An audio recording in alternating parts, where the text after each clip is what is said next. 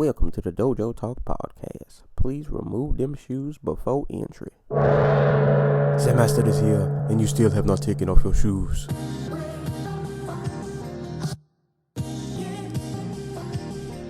Yeah.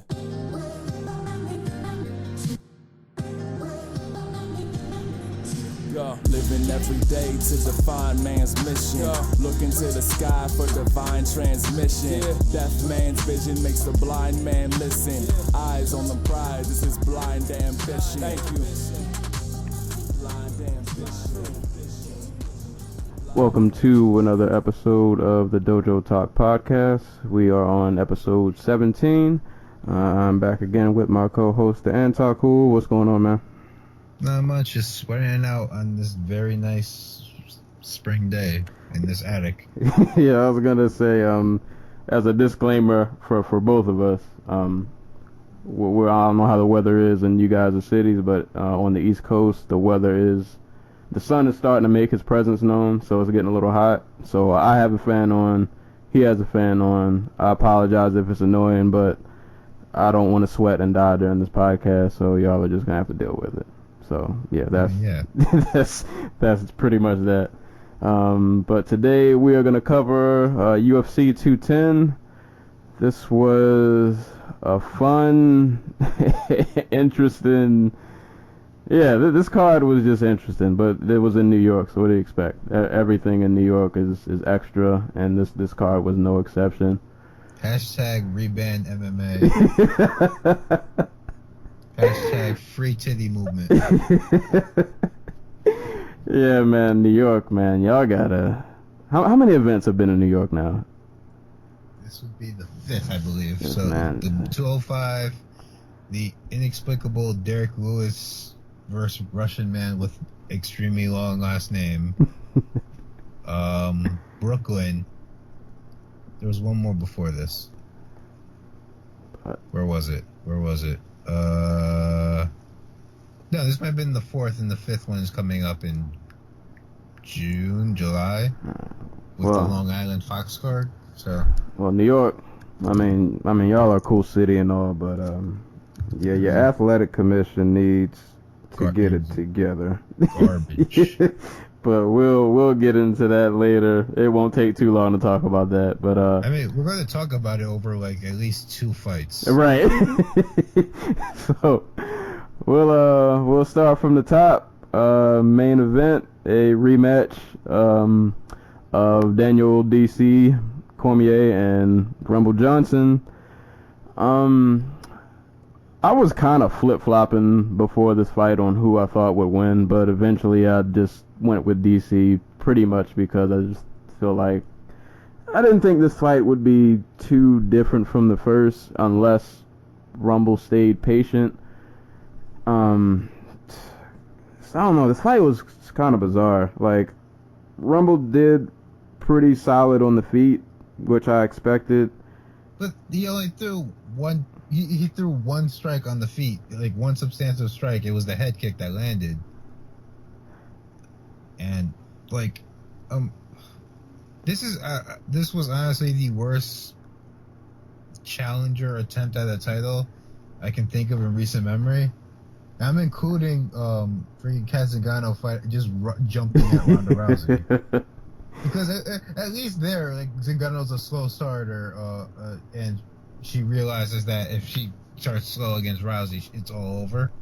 Because Rousey was the best, 1-minute fighter in MMA. Like, here, Rumble knows that the only chance DC stands with him is if they wrestle. And it's the first thing he does. Yeah. And it was like this. It was like he knew he after a fight he admitted that he knew this was going to be his last fight, win or lose. That he had a career after MMA already set up, and that he was sick and tired of training and getting ready for these fights and everything. So I'm assuming he just went into this being like, I want to prove to myself that I can out wrestle Daniel Cormier. Yeah, and it did not. That's the only thing that makes sense, because his corner. Oh god, I have to find that transcript. Yeah, I didn't read it. I saw that they did post a link. But yeah, this fight was bizarre. Just here it is. Voice, take your time. Nice, take your time. Don't take him down. Hoofed. Don't wrestle him. Voice, if you're going to go single. Hoofed. You don't have to wrestle him, AJ. Just relax. Voice, don't wrestle him. Get out of there. Get out of there. Okay, stud. Now let's get your hands out. Why is he wrestling him? Oof, this is stupid. This just keeps. Why? Oh my god. Let me just skip to the end because movement, hoofed, movement, athletic movement. That's it. Take your distance. Johnson shoots for another takedown. You need distance. Hoofed. I'm not saying nothing. Cormier takes Johnson's back. It's going the same as last time. Johnson taps. Why? Why the fuck does this happen every fucking time?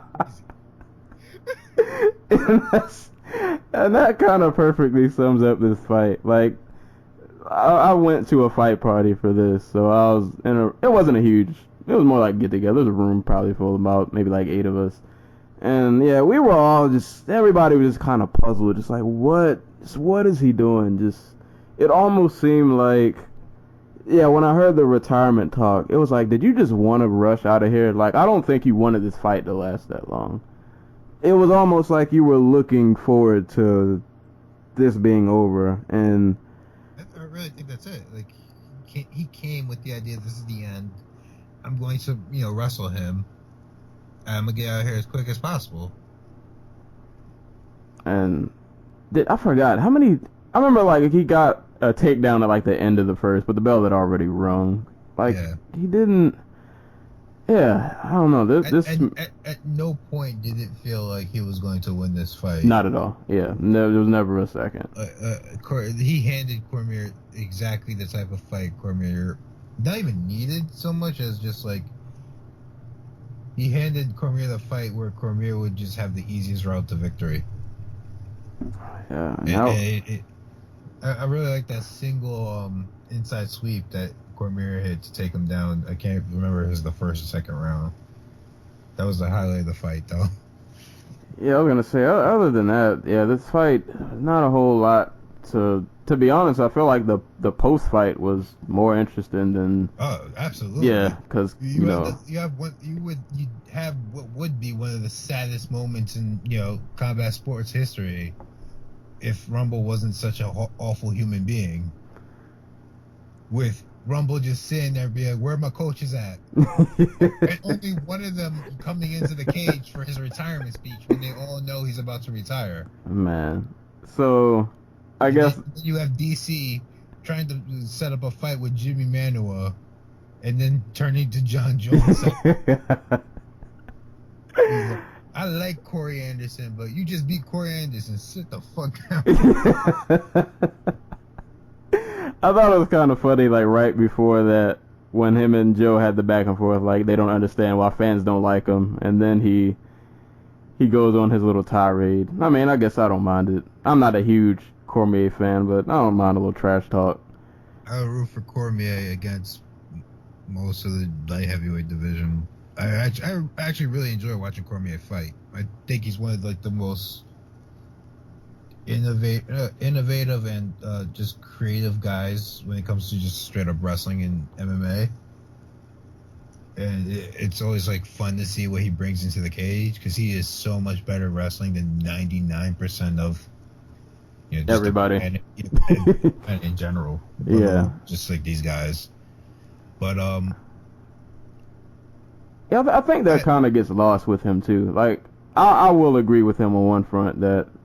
I guess for whatever reason some people don't like him, but I do think he's probably not as appreciated as much as maybe he should be because his skill set, like, yeah, I feel like people don't remember, like, in Strikeforce, this dude came in, like, their heavyweight tournament as an alternate and just ran through everybody, and he hasn't stopped ever since then. Exactly. And a large part of it is people just love to root for the asshole. And John Jones is the wrestling tweener heel babyface. he's He's somewhere between like Stone Cold Steve Austin and CM Punk, where he'll just like tell you "fuck you" to your face, and I don't need you. And I'm just gonna run roughshod and do my own thing, and then everybody cheers for him because he just does whatever the fuck he wants. And the funniest thing is, DC doesn't understand that he's a wrestling fan. Like, there's a man who went to WrestleMania. What was it, 32? It was like begging Seth Rollins for like his suitcase on Twitter, and he doesn't seem to understand that MMA fans connect with John Jones because John Jones is a terribly flawed human being who does not see his own flaws. It's bizarre. Like I think it was Jordan Breen who brought it up. Like before, when they were supposed to have the rematch, and ended up getting canceled at the last minute. He brought up Daniel Cormier wants to fight and beat John Jones to make John Jones a better person. I could see that. And that's just fucking insane. Like you don't fight to make the other man a better person. I feel like they're not to go off on a tangent. I feel like Cormier and John Jones are almost like Vegeta and Goku. Like just complete opposite ends of the spectrum. I feel like that's what they kind of got going on. But yeah. How do we feel? I guess throwing John Jones aside, real quick. How do we feel about Cormier and Manoa if that happens? I mean, Cormier gets an easy win. Or I should say, even added on to that, do you think Manoa has earned a title shot, or does he need to get another? Bruh, Volkan Ozdemir is now a top 5 light heavyweight because Rumble has retired. There's no such thing as meritocracy at 205.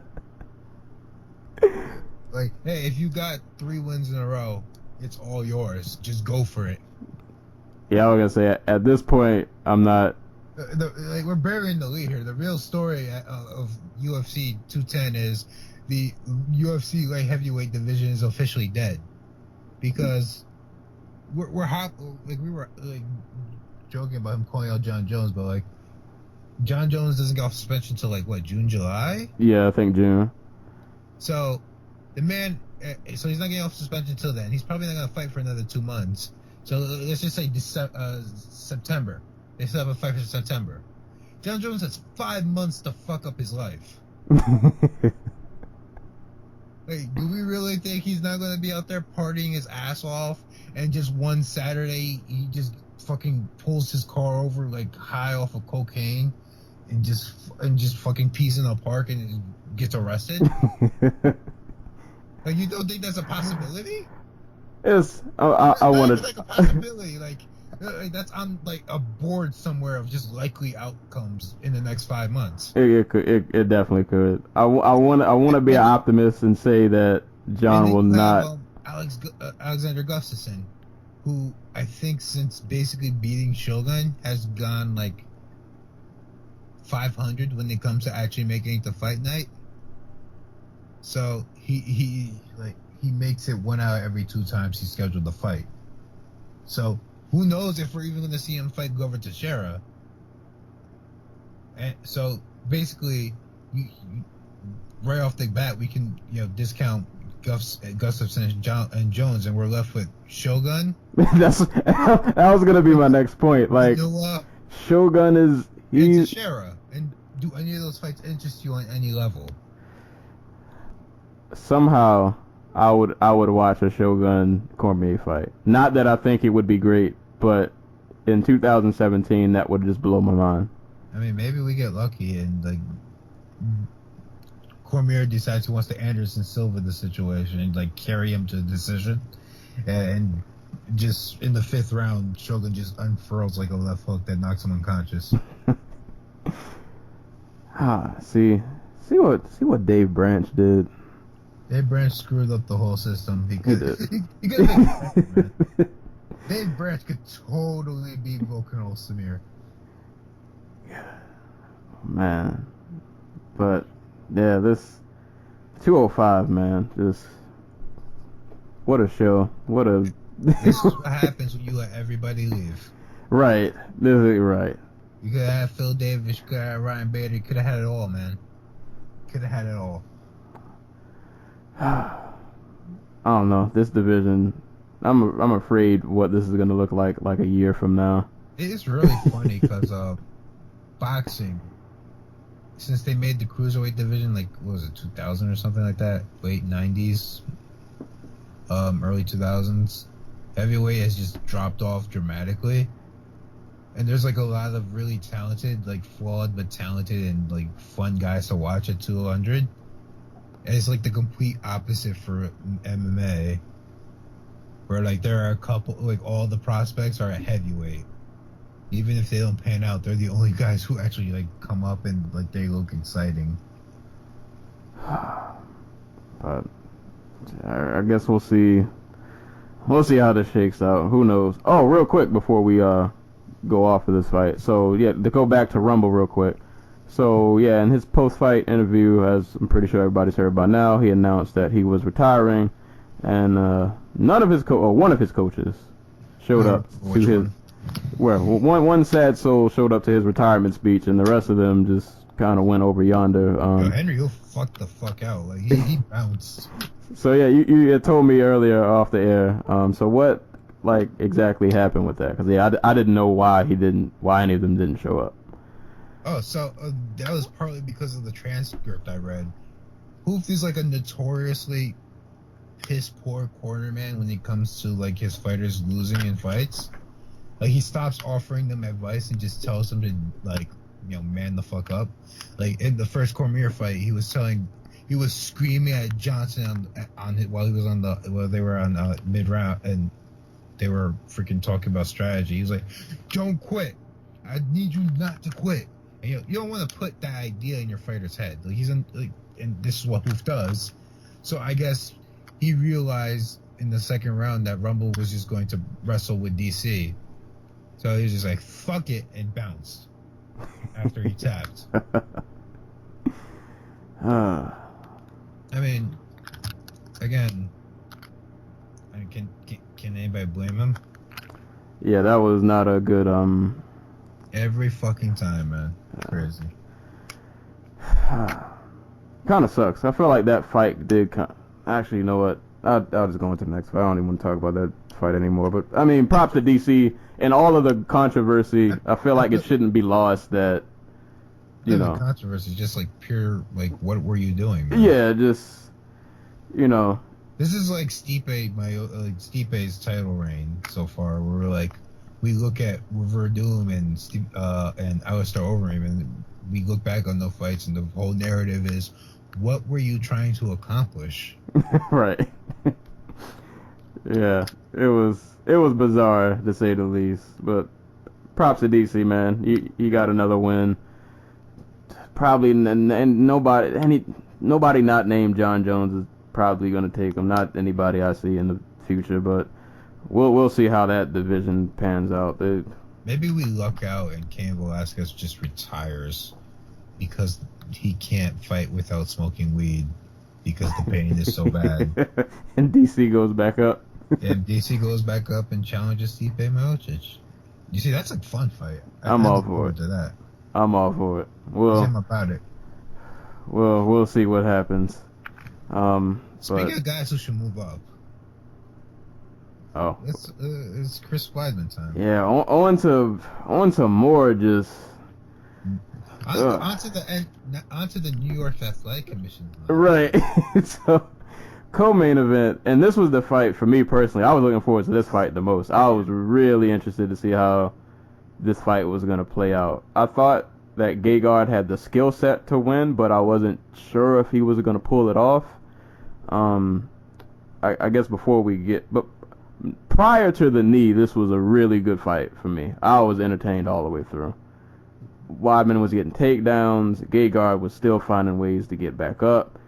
Gegard let loose on that jab a lot. Yeah, Gegard did in the stand-up kind of what I thought he would do. I thought he would have I ain't gonna say a sizable advantage, but his hands, I think, are a lot more crisp, a lot more cleaner. He definitely touched Weidman up a bit. It's not like Weidman wasn't landing either, but it was. Yeah, but yeah. If it was a pure striking contest, it was clearly leaning more towards Mousasi. Mousasi, yeah. And it to me, it kind of felt like the longer the fight went on, that Mousasi was starting to get a bit more comfortable. He was landing a bit more, but Weidman was still getting takedowns, though Mousasi's defense was... I feel like not a lot of people get taken down by Weidman and get back up. And he managed to get back up on more than one occasion, and he returned fire. Like, they had a really nice, just kind of back and forth thing going on, and then we get to the second round, and so I can't remember. Was the second round? Didn't he start off with a flurry? He kind of backed Weidman up a bit, I think. Yeah, second round. Yeah, he got a nice flurry in. He backed Weidman up. It looked like he was. I mean, some of the shots were blocked, but he was definitely letting loose. Weidman hit a takedown, kind of stalled him out for a little bit. And Weidman started. It looked like Weidman was taking control of the fight, even though it was pretty clear that Weidman was not gassed, but like he was a little less fresher of the two. Yeah. And but he was still doing his thing, and then I can't remember how the sequence started. Yeah, I don't remember how it started either. I just remember somehow they got. I don't know if Weidman had went for a takedown. Somehow they got clinched up. And I believe Weidman was going in on a takedown and either getting up off the ground or like going for a takedown, and Gegard grabbed his head. But Weidman was clearly trying to play that game where you have a hand on the ground, so you're grounded. Right. And Gegard did not care at all because, well, he shouldn't have, because was it at the start of the card where they announced it, where they were following the new rules? Yeah. They announced that they were following the new rules, so technically speaking, Weidman was up. He was not a downed opponent. I don't know if he realizes that, or I think what happened is he tried to play that game. He tried to milk it because as soon as who was it? Was it Dan Murrieta? Yeah. Yep, it was Dan. As soon as Dan stepped in, he grabbed his head and was like, "Oh, I'm so concussed. Oh my God, please help me." And then as soon as Murrieta came over and was like, "Oh," I think he watched the replay first, came back over. He talked to the commission, went back over to Weidman. And was like, "Yo, that was a legal knee." And yeah, that whole sequence just like when it first happened, I get it. And for people, I guess, if you didn't see the fight, so like the first knee was clearly legal because I think Weidman, maybe one hand was on the ground. I don't even know if that hand was fully on the ground. Even then, like, it doesn't matter how many hands he has on the ground; they were all legal. Yeah. And the second knee, I guess, was the quote unquote knee in question, and yeah, kind of just to piggyback off what you were saying, like, yeah, that whole like sequence just pissed me off so much because Weidman definitely played the game, and it was like it almost seemed I won't go as far as say he won it out, but like he was definitely milking time, and it seemed like he was leaning towards, oh, I can't continue, and then when they finally called the fight, that now he's mad that, oh, I can keep going. It's like, no, you can't. You can't do the flip flop. We're not doing the flip flop. But it wasn't even just him that pissed me off. Like, I felt like that sequence just took so long to play out. Like, and after the replay, nobody knows the rules. Yeah, or at least the guy who's supposed to know the rules doesn't. It was like after the replay, and they decided, oh, the knee was legal. I mean, the knee was legal. It's like, why? I mean, you should have just started the fight back up again. I don't know if you give Gegard his position back, or I'm not sure how that works out, but it just felt like they took way too long deliberating on something that, like, after you watch the replay, you can clearly see the knee was legal. So it's like after that, I mean, I get it. It's the heat of the moment. There's pressure, but you got to make a decision.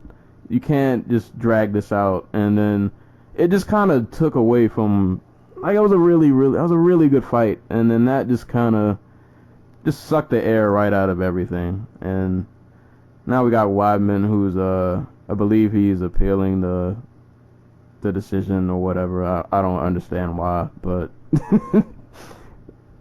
yeah, great fight up until that just I don't even know what to call it.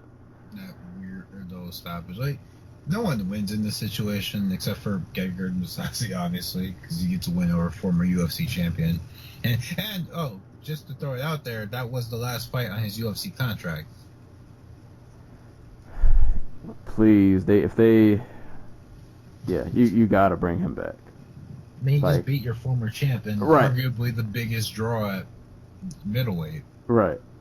Which, And he looked good doing it. like the UFC wants Chris Weidman in a title fight. Like, he's the guy with like the numbers to back up the fact that he can sell. Maybe he's not going to sell 500,000 again, but maybe it does like 300, 350. Like, they want him in they wanted him in a title fight, and now that seems like a pipe dream unless he moves up. Well, I guess Gegard was open to the rematch. So would you? I'm down for a rematch. I mean, run it back, but if you're Weidman's team, like, this is his third stoppage loss in a row, and we didn't really bring it up, but if Dan hadn't stepped in at that point, I really think Mousasi would have just fucked Weidman up from there. Yeah, I was kind of leaning towards that too. Like, you could tell, like, the tide of that fight was turning. Yeah. And Mousasi had the momentum going on the side. Like I said, like, right in the second round, he started off just on fire. Like, he was ready to end it. And yeah, I don't know. I mean, yeah, I guess you're right. Run it back, but team, like, get the man in the fight with like Rafael Natal or something like that. This is his third stoppage loss in a row. He's had a serious neck injury in between all of that. And it's not like all these stoppages, besides this one, I guess, which is the lightest one, and even then he still looked like he couldn't continue, even though he seemed to be milking it.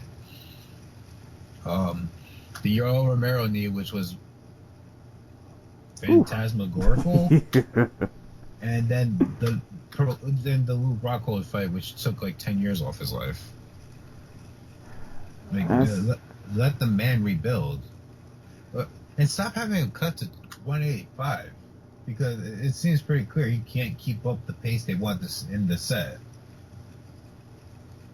I'll say, and at this point, anybody who's willing to go to 205, if you can make it, I'm all for it. The division needs you. Like Chris Weidman. Like, seriously, you think you can't beat Ovince St. Preux? Right. Like, Weidman goes to 205. He's a top 5. Probably right away. Top 10 right away, at least. But It'd probably be easier than trying to fight someone at the bottom of the top 10 at middleweight. yeah.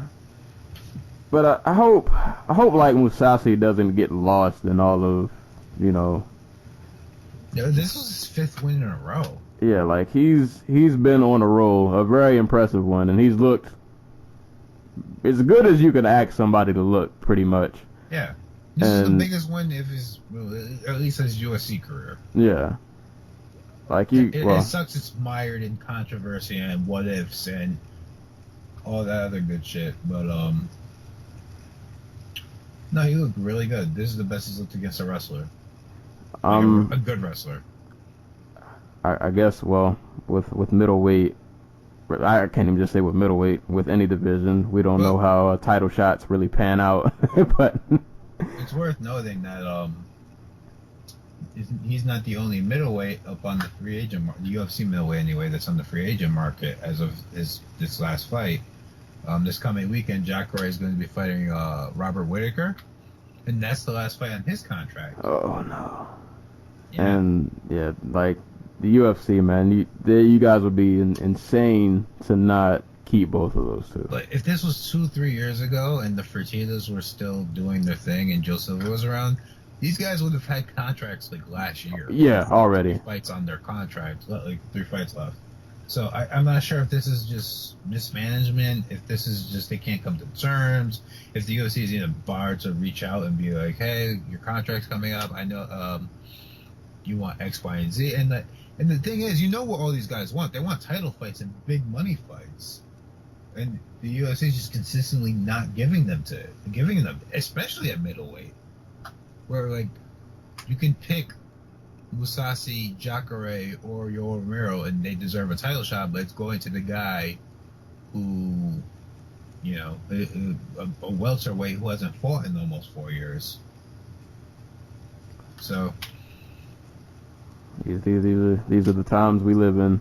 and it's also worth noting that those three guys happen to be, I don't know if you say found, definitely not in Mousasi's case, who have worked with the guy who will probably be putting in, you know, money up for them when Coker. And of course, there's always Ryzen, who, and I'm sure Mousasi would love to go back to Japan. Yeah, like there are other options. There are other options. I'm not sure they're going to pay them the same money. Mousasi headlined like 4 cards last year. Or not headlined, but fought on 4 cards last year. So who knows? Who knows if they could match that? But they could definitely match in like freedom.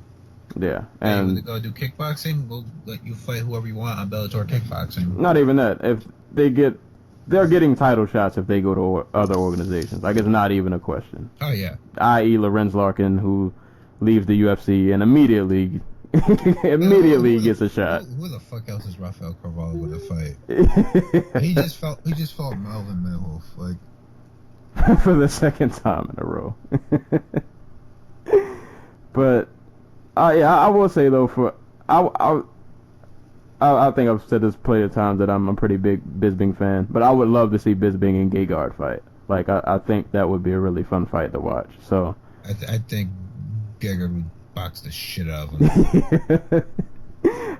I want to see it. I want to see that fight. But, you know, I guess all in all, I hope Gegard and especially Jacare, like if they didn't renew Jacare's contract, like that would hurt a lot. Like I love watching that dude fight.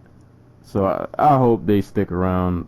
I mean, I get it if they want to leave because they feel they're being treated unfairly. I get it. Go to any other avenue you can. They be treated, you know, how you see fit. But I hope they stick around because I want to see them fight the best people. But yeah, nowadays is there any difference between well, I guess Mousasi fighting, say, Talas Leites or Rafael Carvalho? Maybe not skill-wise, but at least if you fight Carvalho, you get a belt for it. Exactly. Yeah, I say he fought 4 times last year. He fought Thiago Santos, Uriah Hall, Talas Leites, and Vitor Belfort. Like, he could get the same, roughly the same quality of fights fighting Bellator's 205 division. All right. Probably even better. Probably be a dual champ. Yeah. on the Dave Branch tip. But yeah, that, you know, controversy aside, knee shenanigans aside, great performance by Mousasi.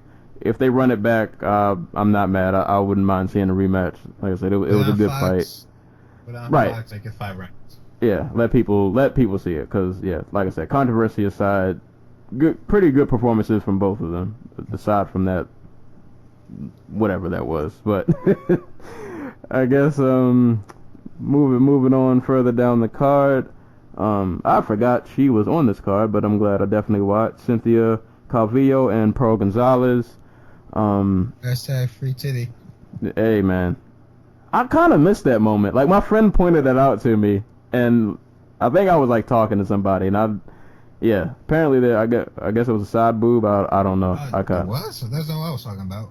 Was it? Oh, I don't know. This is New York State Athletic Commission shenanigans. Yeah, she had the yeah. So was it a breast enlargement or something, and they were gonna pull her? So for those who don't know, after weigh-ins, like less than an hour after weigh-ins on Friday, Pearl Gonzalez was told that she cannot fight because she disclosed in her medicals that she had breast implants some time ago. This is like a real thing. Like the fight was canceled. The UFC was working. The UFC immediately went into working to try to get it rebooked. Not rebooked, but allowed through. There were reports from some journalists on Twitter saying that, I just saw Pro Gonzalez crying at the back at weigh-ins, like during the Q&A and stuff like that. By the end of the day, they managed to get the fight approved. After they talked to Pro Gonzalez's physician, like I'm not sure if it was like her actual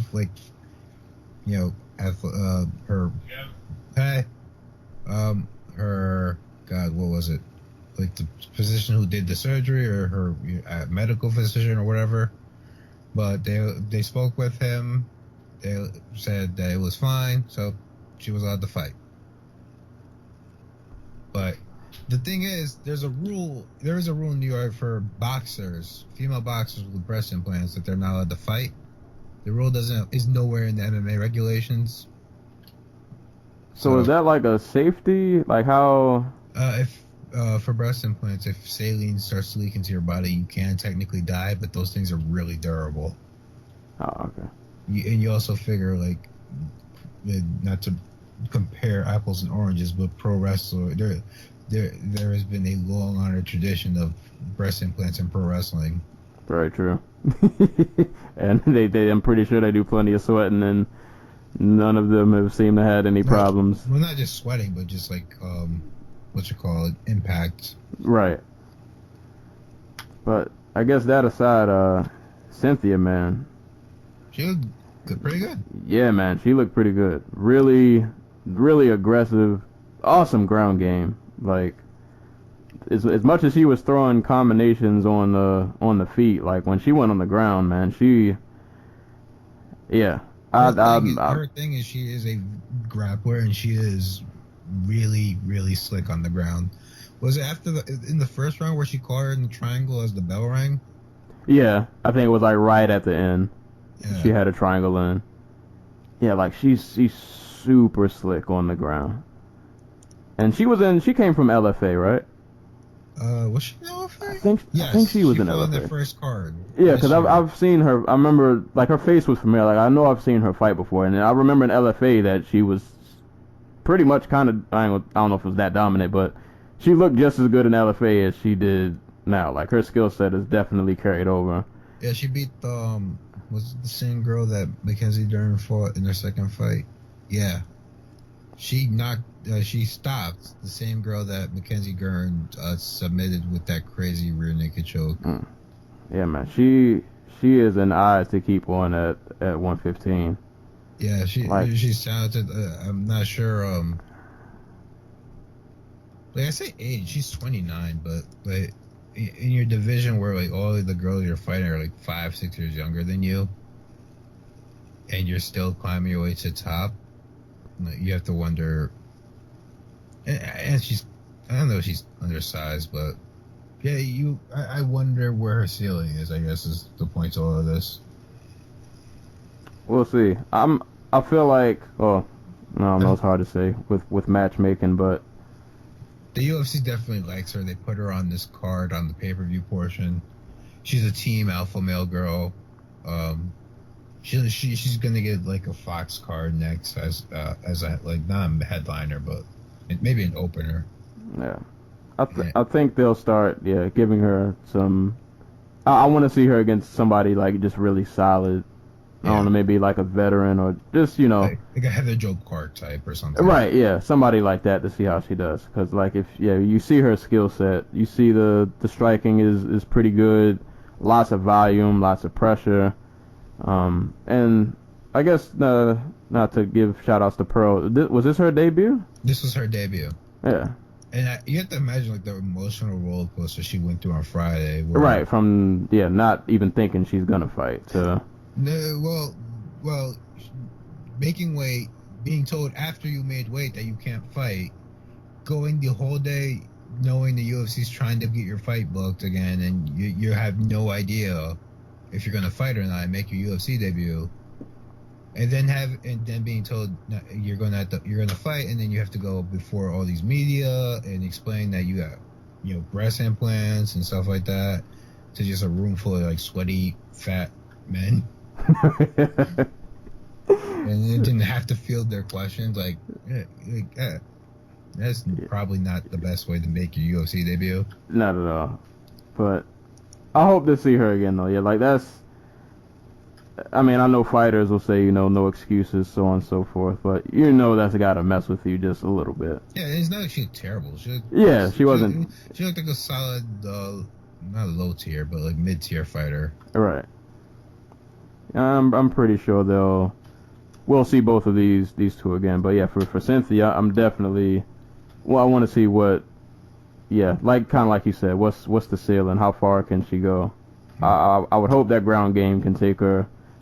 Can take her some places, but yeah, I guess we'll see. Like, but Cynthia is in the same boat I put like Tisha Torres in, where like if there was a 125 division, I think she would be Calvillo would be like the 115 like top 5. Right. Like, Torres would be like a 115 top 5, but like you think about their size and their style, and you try to put in your head where that matches up with someone like Claudia Gadelha. Jessica Andrade. Jessica Andrade is kind of short, but her style is predicated on her physical abilities. Yeah, and she has something these two girls probably don't. That's just knockout power. Yeah, just brutal, tankish, just. Yeah. Yeah. And then you have like Joanna Jędrzejczyk, who'd probably be at 125 if there was such a division. And she's just long as shit, and this precise striker is just ridiculously strong. And you're like, how does that match up with these two girls who probably couldn't, knock out anybody if they just gave them a free shot? But I think I've said it before, though, man. 115 is it's popping. It's popping, man. It might not get the looks, but there's a lot of talent. There's a lot of good fighters down there. So, and eventually they'll find one that they can put and push to like Good Morning America and Ellen. Karate Hottie. That's gonna be the one. She's gonna be the one they try next. Yeah, they try. If it happens, I hope it does. Though I do. I really like watching her fight. I feel bad for like Rose Namajunas because that could be her. Like if they had slowed with the booking a little bit and not tried to match her up with and not tried to get her back to a title shot so quick. Like I feel like they could have really done that whole push behind her because her story, her fight style, her freaking just personality in general is that stuff. I think is really marketable. I guess. I think she's got time. She's got time, yeah. Yeah, she's still pretty young. She's not even 4 years into her career yet. Or is she? Yeah, she's just over 4 years into her career. Yeah, she started fighting professionally January 2013. No, that's not bad. I mean, and she's already fought for the title. Yeah, I was gonna say, yeah, that's not bad at all. If you look at the grand scheme, that's not bad at all. But yeah, a lot of young talent down there. Looking forward to seeing Cynthia again, and looking forward to seeing Pearl again. Hopefully under better circumstances and not in New York where just foolery seems to happen just every single time. This next fight, man, Thiago Alves, Patrick Cote. I feel like I owe Thiago Alves an apology. I didn't think he was gonna look this good, man. He definitely proved me wrong. Not that I thought like he would get crushed or like. Yeah, he's Frank Cote. Yeah, not that he get crushed or blown out, but man, sharp. He looked really, really good, man. Really sharp on the feet. He hasn't. It goes to show you that weight cut fucking drained the shit out of him because this version of him probably beats Jim Miller. Right. Yeah, like he at no point in this fight was he gassed. Was it the first he dropped Cote? He dropped him like a couple times. Yeah, he dropped him a few times in this fight, and I mean, props for Cote for hanging in there. Yeah, hanging in there. He caught a bit of a.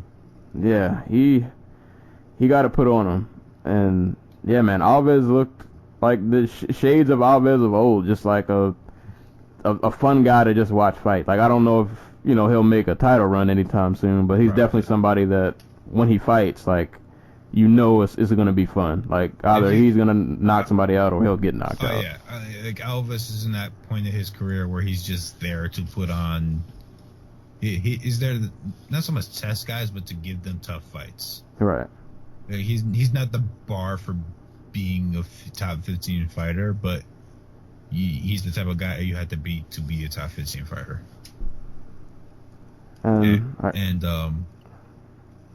He might not be as athletic and he might not knock guys out like he used to, but he's still skilled enough and experienced enough that he's going to put it on people when he can. And I guess shout outs to Cote. This second retirement of the night, or I guess technically he was the first since his fight was before Rumbles, but yeah, he called it quits after this. He's been in the game for. I always forget that like he fought for a title once. Did? Like. Oh yeah. Yeah. Like he fought at middleweight. He fought Anderson for a belt once. Like I always forget that even happened. But yeah, he had the phantom knee injury. I forgot. Yeah, like he's been around for a while, years. Man. Yeah. He's been fighting for 15 years. He made his debut in his 6th fight against Tito Ortiz at UFC 50 in 2004. The man has walked 5,000 miles or whatever. Right. Pretty much. Wherever the song is. Yeah, he's really, you could say that for both of them. Because Thiago, and I was bringing that up to somebody else, like, I know Thiago in the age, he's not that old, but I feel like he's been fighting for a long time. Thiago Alves looks like somebody who's been fighting since he was like 16. Right. Like he's been fighting since 2001. So he has literally been fighting since he was 16. Like, his first fight was against Gleison Tebow, by the way. Yeah, I saw that. Yeah, that's wild. Yeah, props to both these guys. I mean, it was a fun fight, albeit, I mean, clearly Thiago was winning, but it was a fun fight to watch. Just two vets just kind of just going at it with one just a bit more sharper, probably a bit more powerful. He is just more athletic. And yeah, I'm about to say a lot more athletic. Oh, a lot more, yeah.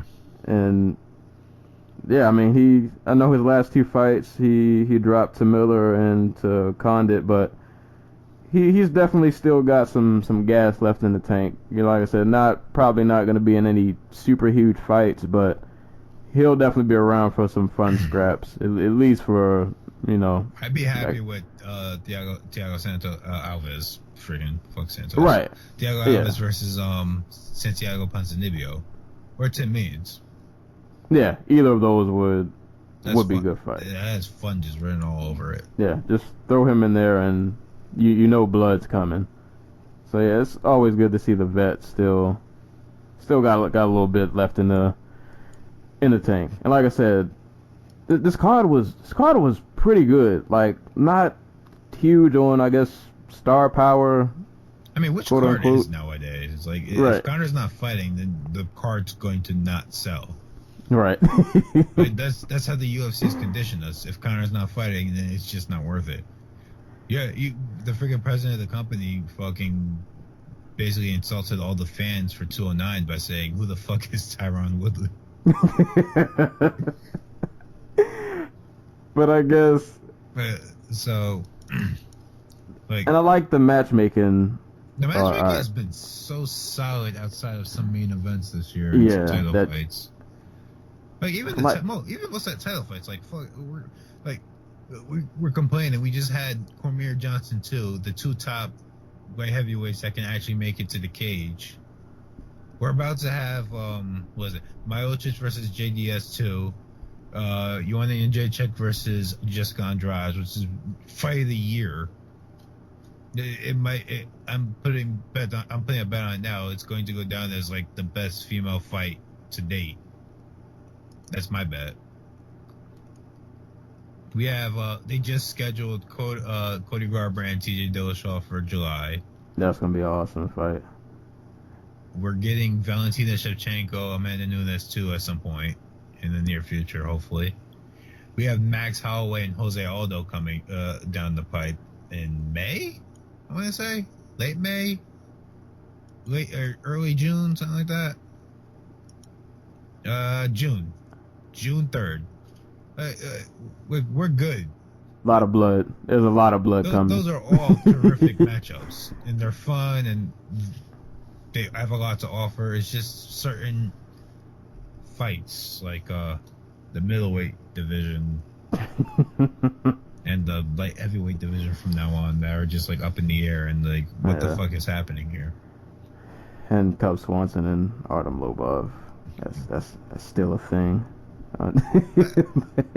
Well, I'm thinking more along the lines of your freaking Corey Anderson's for Jimmy Manuwa. Like, that's just a product of the UFC being bad at building stars.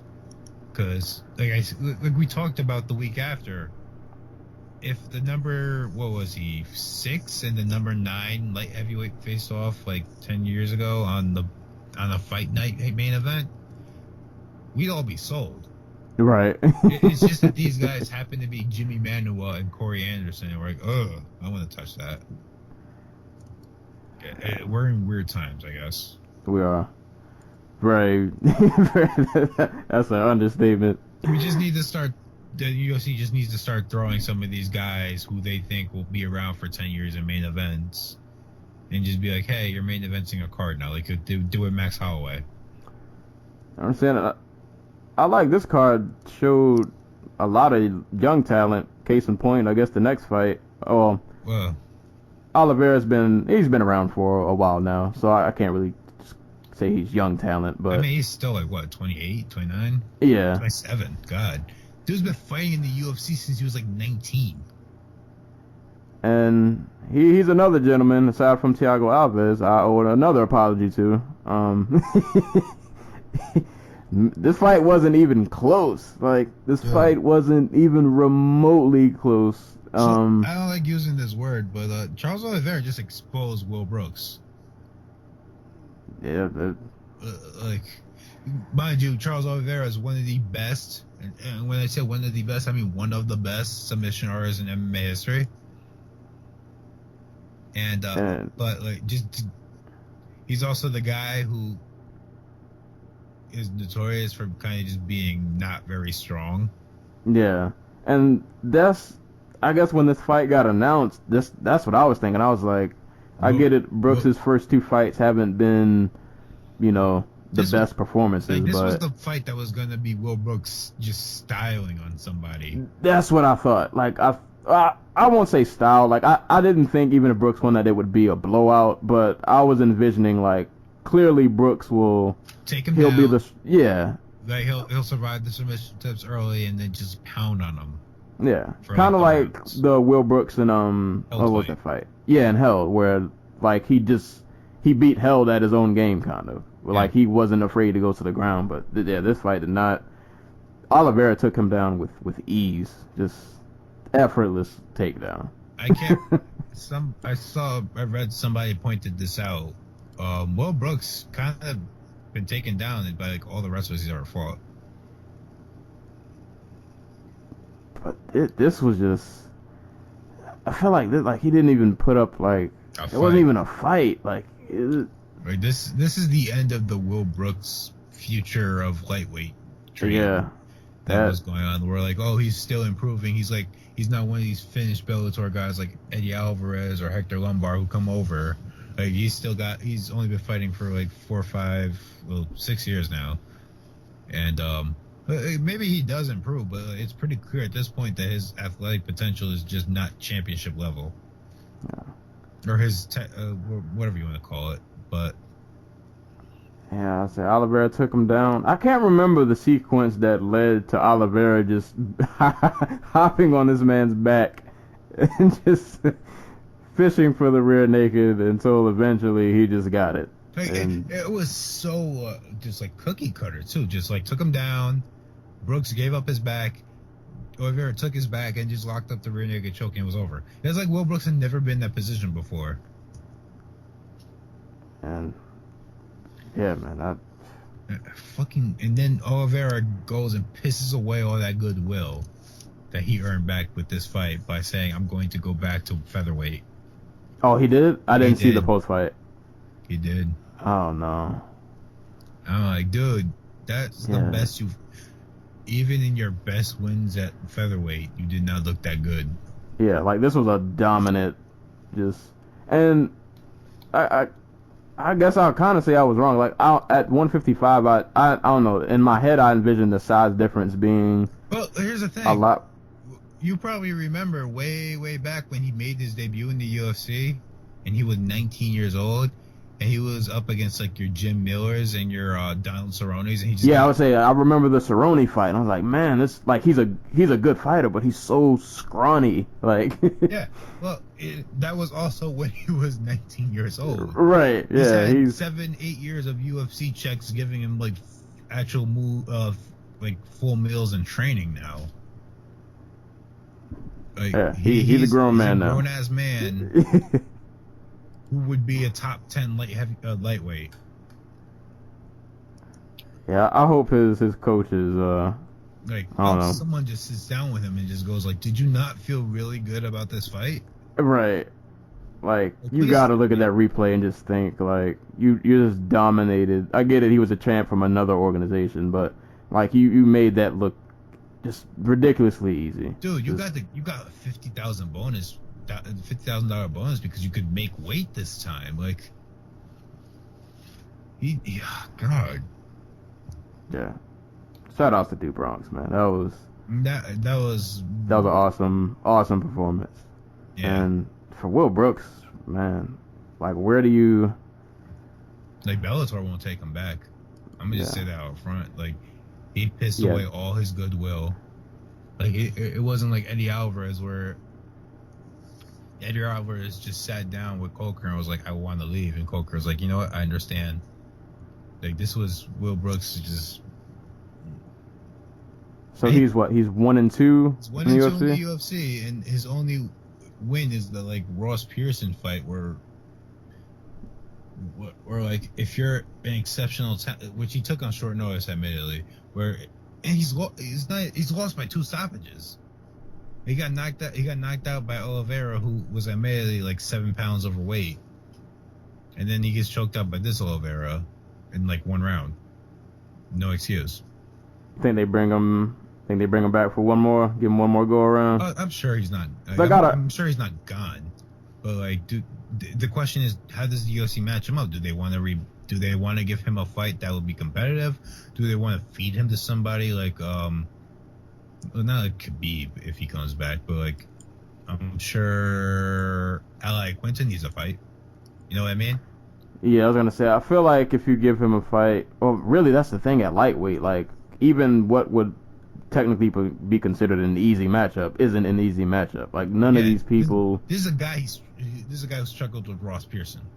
Right. Again on short notice, but still, like what do you do in that? Like who does the UFC match him up with?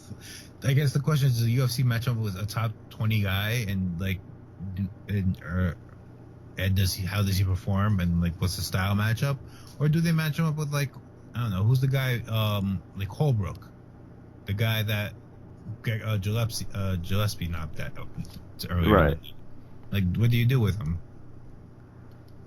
Cause I gotta imagine when he came over, I'm not sure what his contract was. He took a pay cut to be in the UFC. Oh. Like, Yeah. this is why lesson to the fighters out there is why you fight for money. You go where the highest paycheck is and and where you're going to get like the most guaranteed money. Because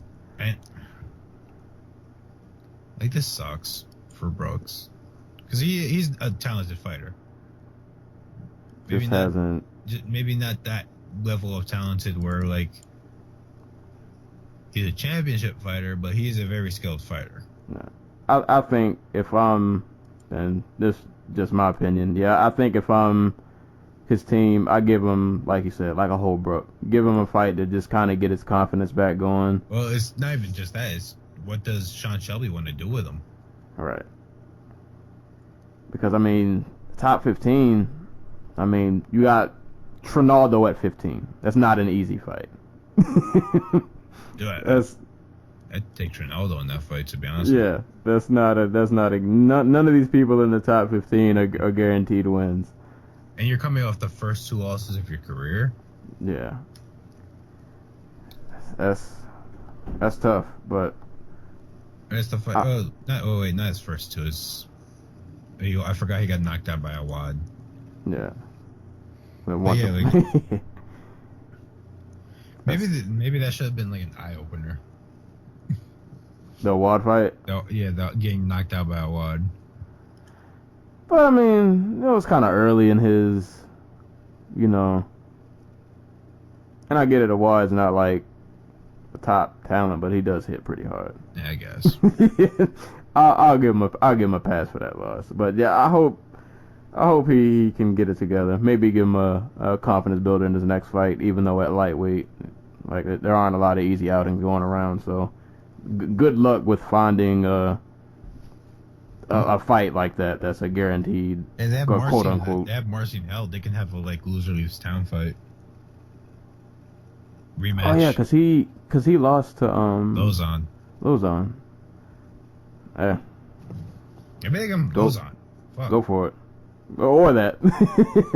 Or that. I'm not mad at either of those. But for Oliveira, I hope he stays at 155. Don't go back to 45. Don't do it. As for the Pez rematch at 155, see how that works out. I think he beats Pez at 155. Right. That's another guy. That's another story for another. Was that the whole main card? That was the main card.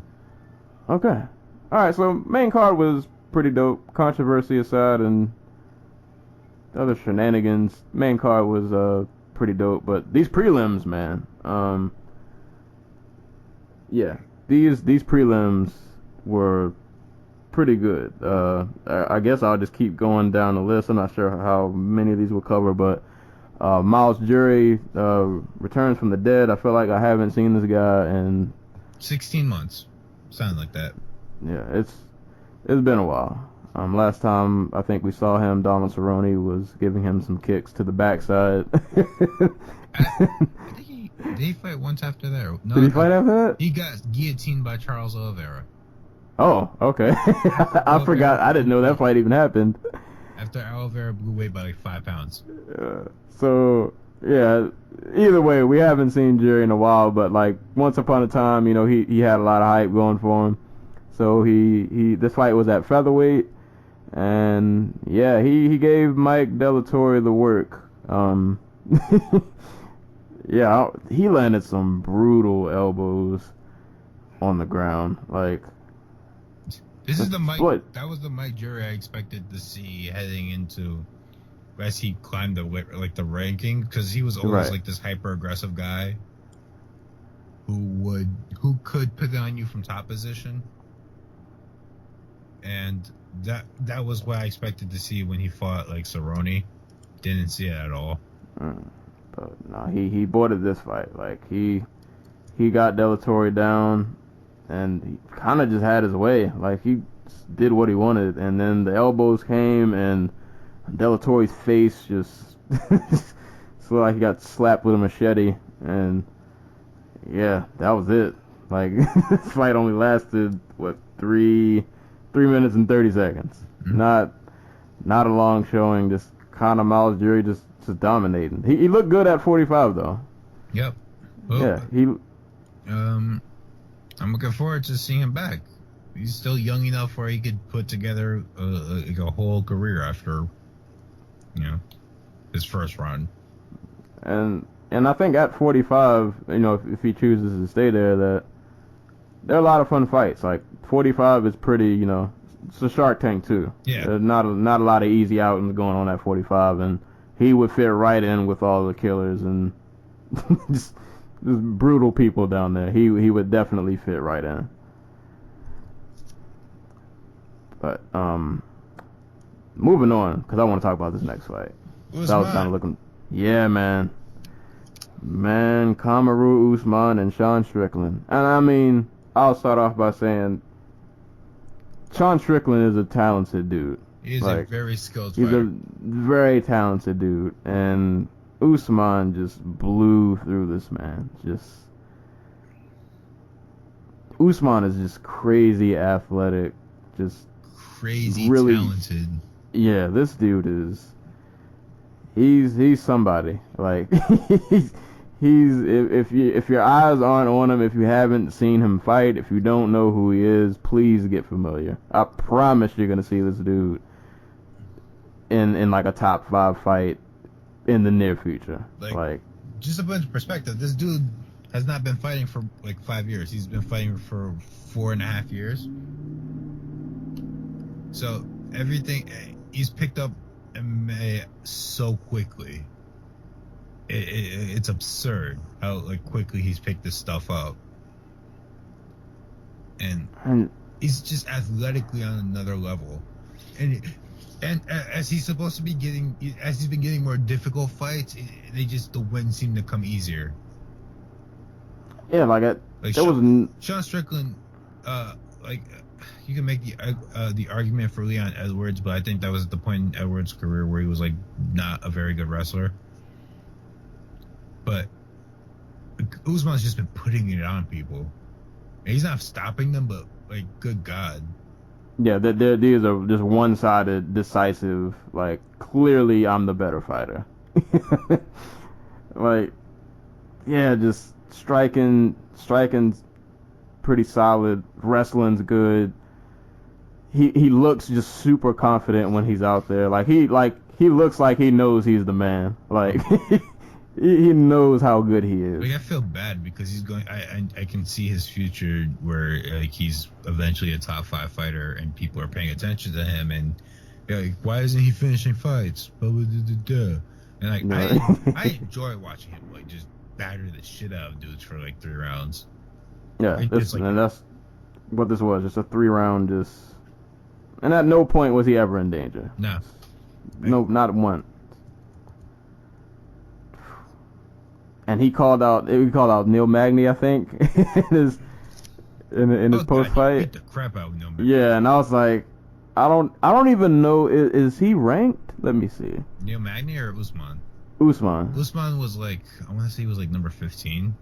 Let's see where he's at. He's at number 11 now. Magny's at number 6.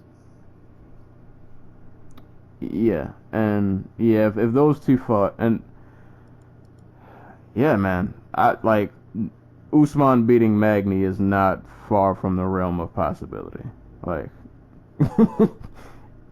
but I'll give Magny props though. He's a super tough dude. So like, I wouldn't count him out.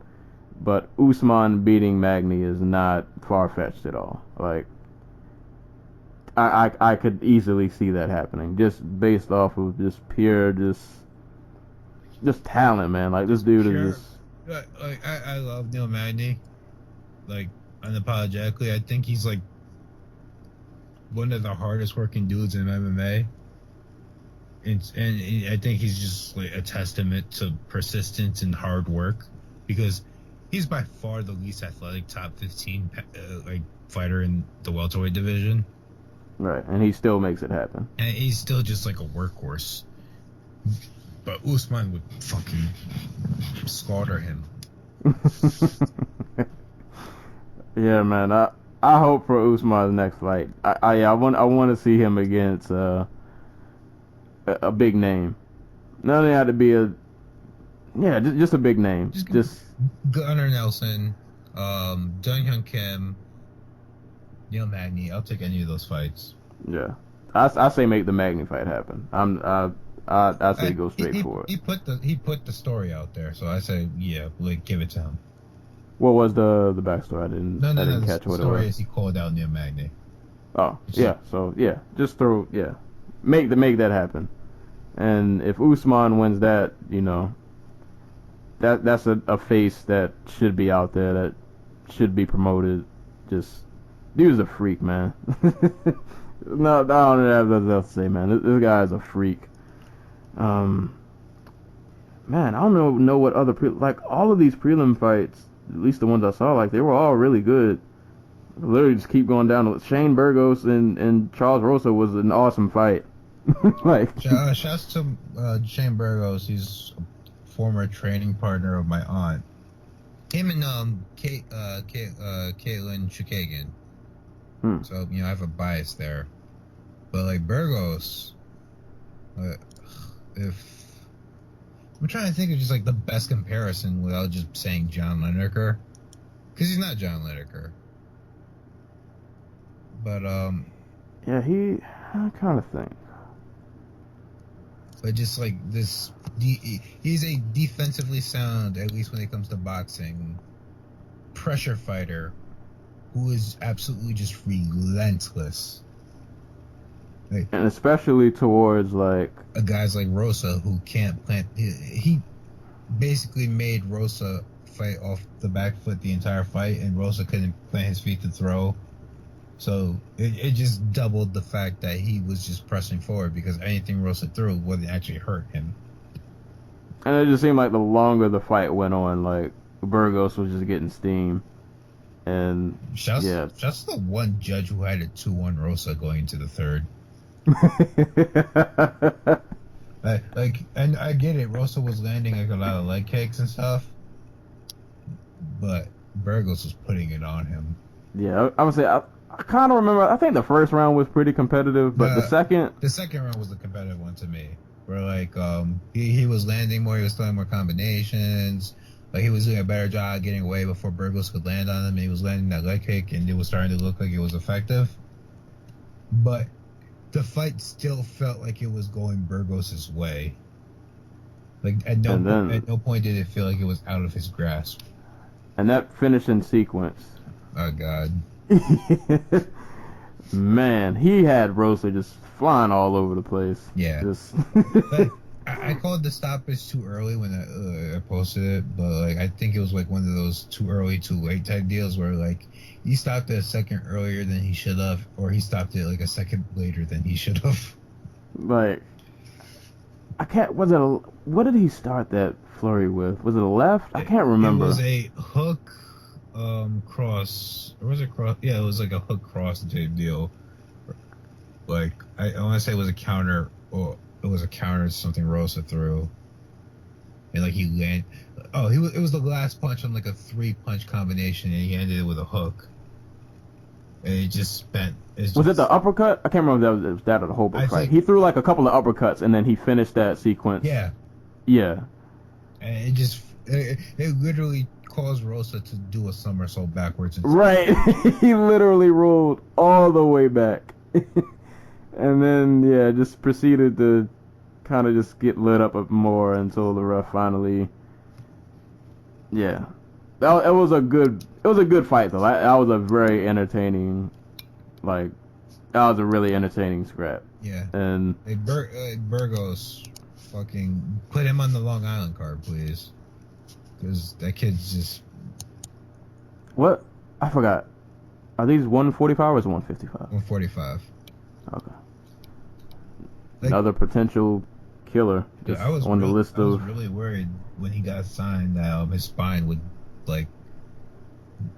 before he got signed, I was worried that the UFC wouldn't sign him because he has health problems. Like they mentioned during the broadcast, he had severe scoliosis as a teen. He had to have 2 metal rods shoved up his back. Oh yeah, they did mention that. And that was that was my one concern for him, because I always heard how such a talented fighter he was, and every time I saw him, he was just always beating the shit out of people, like on the regional scene. So I was worried they wouldn't get to UFC because of that, but he got there eventually. So hopefully we get to see him more, because the hands are there. He is sharp, and he is fucking just hyper aggressive. I'm going to skip a fight just because I want to make sure I talk about this real quick. Des Green, who we've seen in Bellator, we've seen in Titan FC. He was a champ in Titan, right? He was a champ in Titan. We seen him fight in Russia for ACB, I think. Yeah, he's been around, man. And I remember in Bellator, he had a lot of hype in Bellator. Well, he was a tournament finalist. He fought Dan Weichel in the tournament. And he beat the guy that Bellator wanted to win the tournament, Will Martinez, guy who got that special on ESPN because he takes care of his physically ill father. And that was the same tournament he beat Mike Richmond in. So yeah. Yeah, Dez has been holding it down for a while. He also need Miguel Torres, which hurt my heart, but that's thing being, Dez Green's been around for a while. I'm glad to see he made it to the UFC, and it was a pretty solid performance. Not anything mind blowing. He performed like a guy who is used to having to not squeak out wins, because I thought he won all 3 rounds. Right. But a guy who is used to going out there and just like putting on a performance to get a win. Yeah, he was pretty solid. He was very patient. Calculated, didn't waste any energy. I think I feel like his striking, I mean, it's gotten like I said, much better. It's gotten a lot better. Because I remember in the Bellator fights, his striking was very rudimentary. He was basically a wet blanket. He was like Strauss, like early in his career. Right. And So yeah, he's gotten leaps and bounds better. I can't remember in this fight. I don't think they wrestled a whole lot. no, Yeah. because Emmett was just like slinging. So yeah, that's the one wrinkle in this game we didn't get to see, which is kind of, I guess, what you could say he built his name. Yeah, I guess you could say kind of he was known for, but yeah, he looks a lot more well-rounded now, and I'm curious if he stays at lightweight or if he moves to featherweight. Because I think he's a little better at lightweight. I was gonna say he looked a decent size. Yeah. Like he's not small. He's 5'10". yeah. So I'm not sure what his ceiling is, and like I said, in lightweight, like even making it into the top 15 is insanely hard because there's no easy fights anywhere. But he's only been fighting professionally since like 2012. This is his like 5th year fighting. He's had 25 fights. And he's still relatively young, I think. Yeah, he's like 27. Yeah, like he's got time. And like I said, yeah, he's been a guy who just outside of the UFC built a really good name for himself. So yeah, I'm glad he made it. I want to see how far he can take it.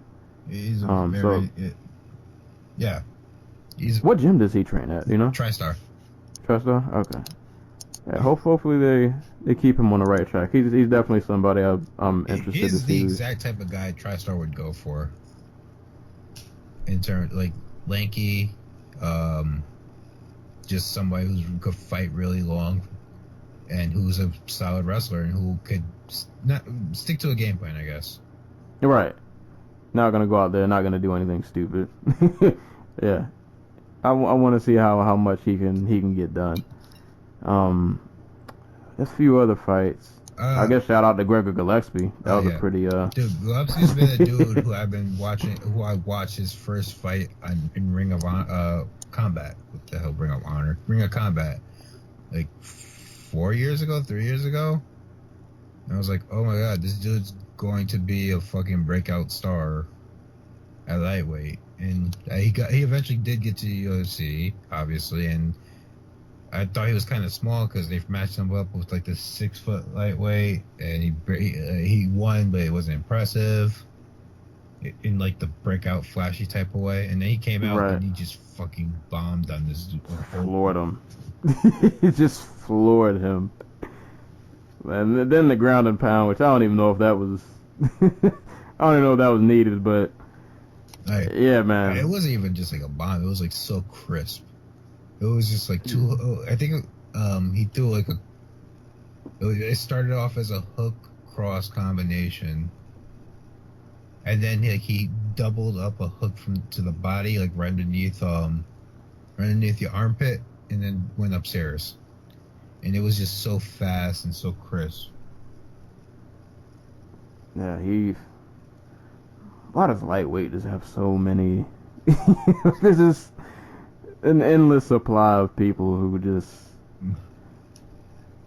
I don't get how, like, if I'm a fighter and I decide, all right, I'm gonna try to go to the UFC and I'm gonna be a lightweight. Gillespie was a dude who, his praises were sung out here on the East Coast, but once he got to UFC, he just got lost in the crowd of just like other talented lightweights. Like you hear about like Lando Venata, you hear about Joseph Duffy, all these other dudes who are just who sit on the periphery of like the top 25. Yeah. But It's a tough place to make a name, man. If you make it to the top 15 there, you are a damn good fighter. Right. And probably a top 10 fighter in any other division. But if he keeps those hands up, I'm pretty sure we'll be hearing from him again not too long from now. Hopefully he's on the Long Island card, man. He's a Long Island dude. Like, I don't want to go another. How long did it take him to get back? It wasn't too long. He fought in September. I don't want to wait long, man. Put him on the LI card. Man, but yeah, shout outs to him. Another young talent. No, I like this card that they. I guess we've said this a couple times. A lot of the young talent is getting out there. Whether or not they'll be promoted, that's another story. But Yeah. They're getting put on the stage, and a lot of them are showing out. On to two people who are not so young, but Pat Cummins and Jan Blachowicz, if I'm saying his name right. Jan Blachowicz? I don't remember. Man, Cummins took a beat in this first round, man. He took some shots. I don't know how I feel about that mustache either. Just throwing that out there. Man, the man's name is Durkins. Or is it Durkin? It was Durkin. Yes, Durkin. That mustache. What do you expect from him? Maybe that aided in him not being KO'd. Maybe that was some cushion, because he ate some shots this fight, man. Yeah. But shout outs to him, though. He survived a pretty mean barrage. I just think Jan just kind of just blew the wad. What Patrick Cummins lacks in like technical ability in MMA, he makes up for in just being tough as fucking the day is long. Right. Yeah, true definition of he can grind a fight out and and make it work. Shout outs to him too, because like remember like his first fight in the UFC was against Cormier. Like, and he goes from fighting Cormier to like he's still around. Yeah. Still and performing, solidly every time we see him. I'd like to point out, he was supposed to fight. Who was he supposed to fight his last fight? That it got pulled. He was supposed to fight John Volante on the New York card, not the MSG card, the Albany card in December. That ended up being one of those like mid card fight of the years, where Volante fought that dude Safarov, and they just bombed on each other for 3 rounds. But he pulled out like a week before with a staph infection. And like he did this whole interview where he was like breaking. It was a Twitter rant. He went on a Twitter rant where he broke down. He's like, "I'm sleeping on my friend's couch. I'm freaking homeless. I can't afford to get this shit fixed." Like, so just happy that something good came out of it, I guess. All right, life of a fighter. Like, I thought about top 15 fighter. Like Patrick Cummins is in the top 15. Patrick Cummins fought how many times last year? I want to say it was more than twice. He fought. He only fought once last year. That's crazy. He fought he fought 4 times in 2014 and 3 times in 2015. I figured he fought a lot last year. He only fought once and got murdered by Nog. But might be that wear and tear. That's a lot of fights. Yeah. Well, that's that Cerrone schedule. But he's the number what? Like he's the number 12. You tied for number 12 with Blachowicz. I don't know if they updated the rankings yet. Wait. Tyson Pedro's in the top 15. What? Yep, he's number 15. God, this division is dead. He's right at number 15. I guess quick shout out. Oh, go ahead. I like Cummins. I get that he's boring and just like abrasive, but like I appreciate anybody who's tough as shit. Yeah. So yeah, good shout outs to Cummins. Like I said, survived the beating and kept going to get the win. Shout outs to throwback Patrick Cummins. Can wrestle, can't strike, tough as shit. I was say last two. I'll just give quick shout outs to Caitlin Chukagian. She got a split decision over Irene Aldana, if I'm saying that right. Irene Aldana and Magomed Bibulatov defeated Janelle Lausa by decision. He had a point taken away. He still won 29-26 on all cards. And since we got here, I can get your reaction to this live now. Oh yeah, I forgot. Magomed Bibulatov. I'm surprised you didn't see this because it made it to. It was so big, it got small and made it to like the Buffalo sports section news. But for those who don't know, Magomed Bibulatov is a muscle man for Kadyrov, who I brought up before. Kadyrov is the warlord who reigns over Chechnya. Man. So he's like, oh man, this dude's like a real life. Like those guys who ride around on motorcycles and like you go on Kadyrov's like Instagram where he's like posing with guns and like mountains of money and like pretty girls. Like Magomed Bibulatov is one of those dudes in the background holding a gun. He's like a James Bond villain. He's the guy who where like if Kadyrov wants somebody gone, he drags them out into the woods and does terrible things to them until they're gone. Oh man, he's like Batista in that James Bond movie. Yeah, he's man, that's wild. Hey man, hey, you gotta do what you gotta do to get paid. No one in this business is this is the fight business. There's people getting into a fist fight and taking years off one another's lives. It's going to attract bad people. It's also going to attract the bodyguards of Russian oligarchs. Hey man, oligarchs. I don't want to disrespect my Chechen. Makes for an interesting story. I mean, you can throw him up there with the World Series of Fighting shenanigans and like Magomed Bibulatov makes Ali Abdelaziz seem like a good guy. and at least Aziz is like getting his fighters money. Like Bibulatov is just like man. Be interested to see his 30 for 30. I'm pretty sure that would be like I can't think of any other fighters who have a background like I was a right-hand man to a warlord. I mean, I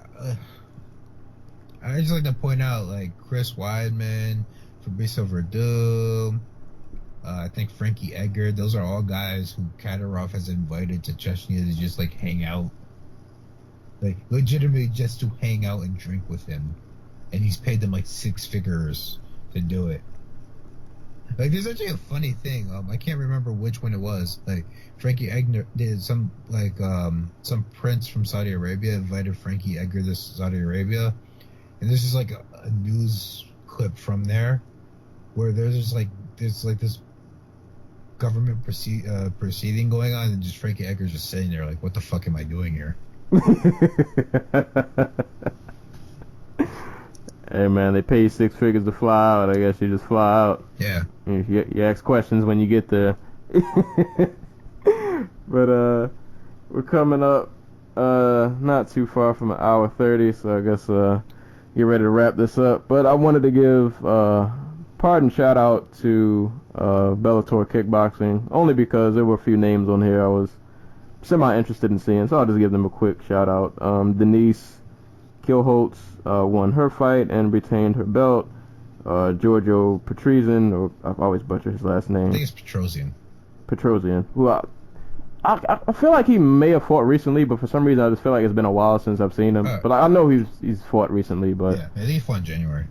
Yeah, I don't keep up with him enough. But shout outs to him. It's hard when there's not like a central thing for kickboxing where you have to for kickboxing. Yeah, so you kind of just lose track of people. But shout outs to him. He got a win. And shout outs to John Wayne Parr, who I didn't see the fight, but I saw a gif of his head kick knockout, and yeah, he took what's this gentleman's name? Nando Calzetta. Yeah, he knocked him out pretty brutally pretty sure Wayne Parr is like 40 years old, and still KOing people. So yeah, shout outs to him. That KO was pretty brutal. I think Bellator posted a GIF of it on their Facebook page. So Yeah. Yeah, if you're a fan of them on their Facebook page, just go watch that knockout. It was pretty nice head kick, instant KO once it landed, and I feel like there was somebody else I wanted to give a shout out to, but I can't think. So shout out to them. I like kickboxing, so I just want to shout out to kickboxing. Do I have a shout out? Shout out to ACB, I guess. And I'm gonna keep singing the praises until everybody watches. They have a card coming up this weekend, ACB 57 Payback. It's on Saturday. It's at 10 a.m. on the East Coast. It's a rematch of my third or fourth best fight of 2016. Magomedov and Petr Yan at bantamweight for the ACB bantamweight championship. It's like I said, that was one of my favorite fights from last year. It was amazing. If you haven't seen that fight, go watch it. It's on YouTube.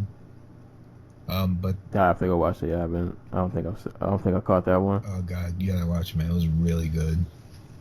But yeah, their whole card this weekend is good. If any of you remember Slava from like the Bellator middleweight tournaments, I'm gonna butcher his name. Vyacheslav Vasilevsky, former M1 champion, former Bellator middleweight tournament semifinalist, finalist, something like that. He's fighting on this card. Former Bellator lightweight Alexander Sarnovsky. He's fighting on this card against a guy named Edward Vartanian. Oh man, I like Tiger. Oh yeah, that's a really solid fight. And in the co-main event of this is going to be a fight between Abdul Aziz Abdul Vakabov. Yeah, you can tell how good my Russian is. He's fighting this dude Andrei Koshkin, and Abdul Aziz Abdul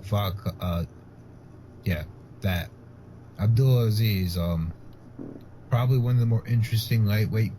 He's one of the more fun lightweight Russian guys out there on the circuit. Last 7 wins by stoppage, 4 of them in the first round. He's beaten some really good prospects just by in just the most violent way imaginable, like Edward Vartanian. Go watch that. That's also on YouTube. That was a savage knockout, and he's going to be defending his ACB lightweight title in that fight. If you're not busy on a Saturday morning, late morning, afternoon, early afternoon, and you're just chilling and you want to watch some good old fashioned, blood sport, ACB, top to bottom, always fun. And they're not just jobbers; they're actual talented guys who, What do they stream there? YouTube, all on YouTube. Okay. All right. I wish I'm at work, so. Yeah, same here. Yeah. Maybe if there's a way I might be able to sneak. I found out the other day that I thought YouTube was blocked in our work computers, but I saw a coworker on there the other day. Were they using like a proxy or something? I don't know. I don't think he was. He was watching. I forgot what he's watching, but yeah, he was on YouTube. So I might try to. And the way, hopefully my managers never hear this podcast. But the way my seat is in my office, like my managers can't see my computer. Like my face is toward them, but my computer screen is to the back. Yeah. So, yeah, I might sneak and not do so much work. And there, just really quick, there were like 3 other really solid fights, whatever, going on this weekend. UFC on Fox. Demetrius Johnson goes for the UFC title defense number 10, tying the record of Anderson Silva when he fights Wilson Hayes. Rose Namajunas versus Michelle Waterson. Like I said before, Jacare on the last fight of his contract is fighting against Robert Whittaker. Jeremy Stevens versus Renato Moicano. Roy Nelson versus Alexander Volkov. And Frenchman Tom Duquesnoy, best prospect in MMA. I'm putting that out there. That's Saturday? That's Saturday. He's making his UFC debut against Patrick Williams, and fresh off his I guess surprise performance against Demetrius Johnson, where like he took one round and everybody lost their shit over it. Sam Elliott is going to be fighting Louis Smolka in what I can only imagine will be just like pure chaos. So that's a really fun card. Yeah, shout out to Duke and Wall. Yeah, I forgot. I didn't know that was this weekend. Yeah, I can't wait to see that dude fight. Dude, he's so much fun. Yeah, that's Bellator 177. Eduardo Dantas defends his bantamweight title against Leandro Higo, as Higo makes his Bellator debut, and he's replacing Darian Caldwell on short notice. That's a really good fight. Yeah, that's gonna be another fun one. Higo didn't get the chance to make his debut before fighting Dantas on short notice, but whatever. And then Daniel Weichel and John Teixeira are going to be fighting on that card, and that's a really fun fight. So that's 2 out of 4 Bellator. That's passing, I guess. No, like the other one of the other fights they have on there is Lena what's see Ovchinnikova versus Helen Harper. Ovchinnikova versus Helen Harper. For those who don't know, Lena Ovchinnikova is the chick who bit Joanne Calderwood in Super Fight League way back in like 2012. Like Mike Tyson? Like just straight up bit her. Might have to look that up. And last but not least, Ryzen returns on Sunday. And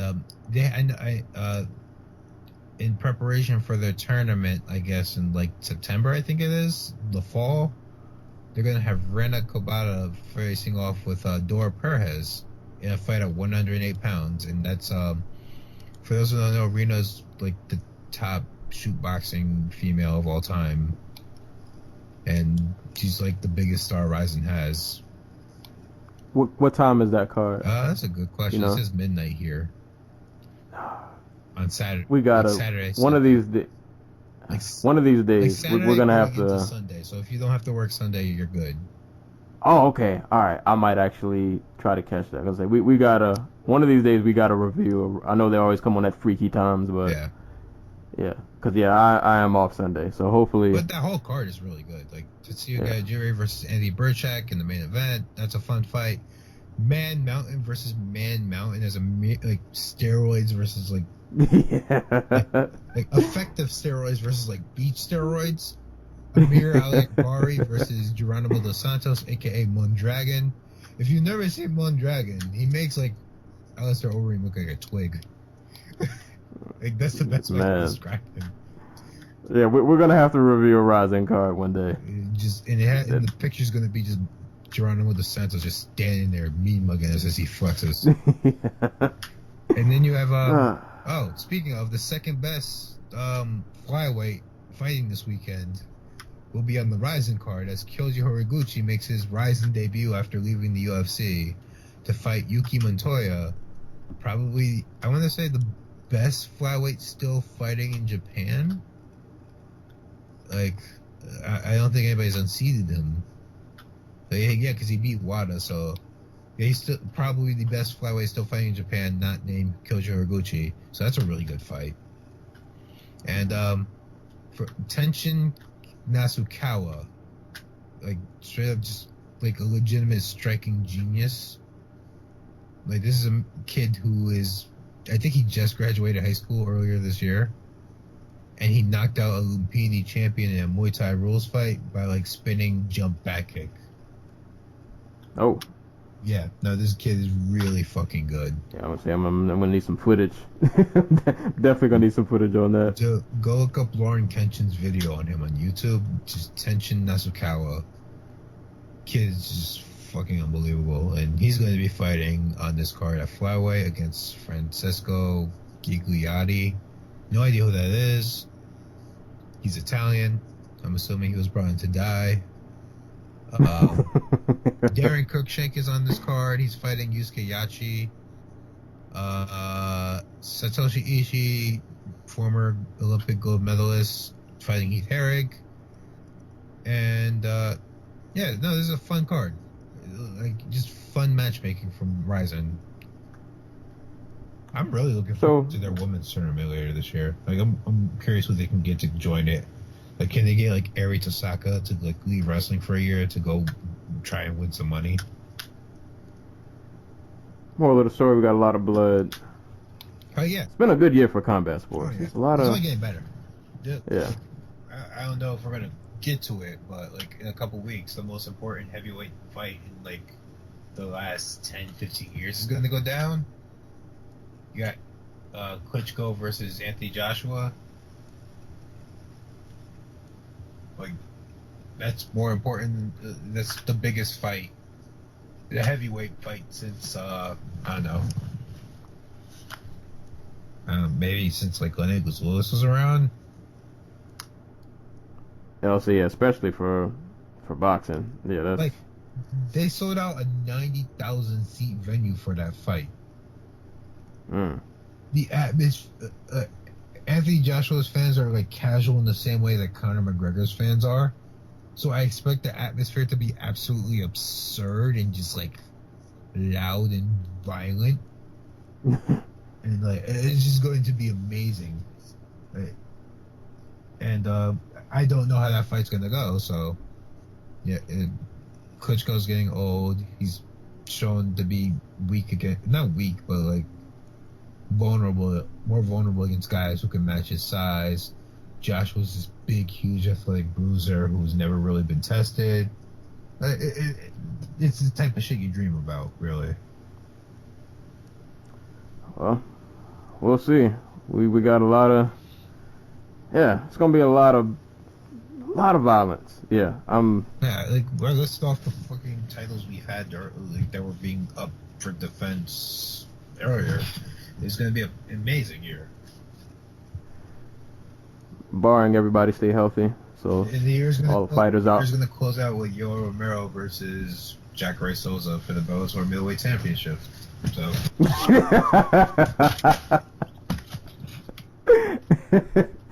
We'll see. It's going to be an interesting year across the board. But yeah, that's pretty much been the show. Hopefully for all the fights this weekend, hopefully we'll catch some and maybe get to cover sometime next week. But as always, anytime people are getting kicked and or punched in the face, we'll be there to talk about it. So hopefully we will catch you guys soon. This has been another episode of the Dojo Talk podcast. Check us out on YouTube and SoundCloud. And thanks for listening. We will catch you guys later.